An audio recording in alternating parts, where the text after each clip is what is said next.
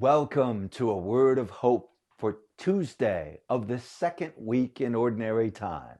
My name is Father Brendan Curran, Dominican promoter for justice and peace for North America, joining you on this snowy day in the west side of Chicago at our local community.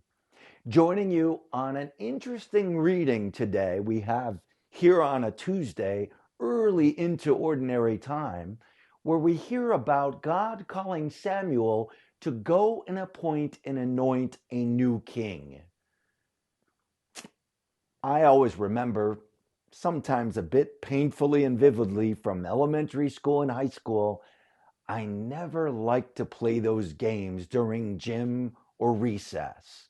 You know, where you pick the teams, you on that team and you on that team, and I always ended up being one of those last ones picked. Well, that's kind of a flavor of what happens in this story, because in the first reading, the story of Samuel picking the anointed David, he went to Jesse in Bethlehem, and Jesse presented one by one each of his sons. And Samuel said, no. The Lord said, no, not that one, not that one. Jesse had 7 sons.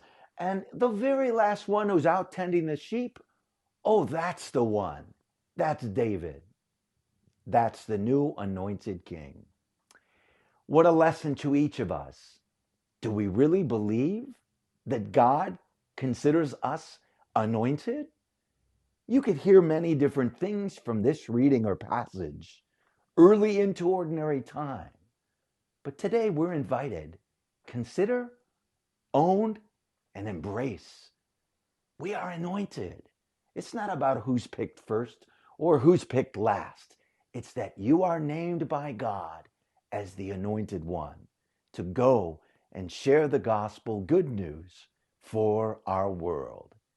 Yes, you've been picked. Go and preach the word. Let that be a word of hope.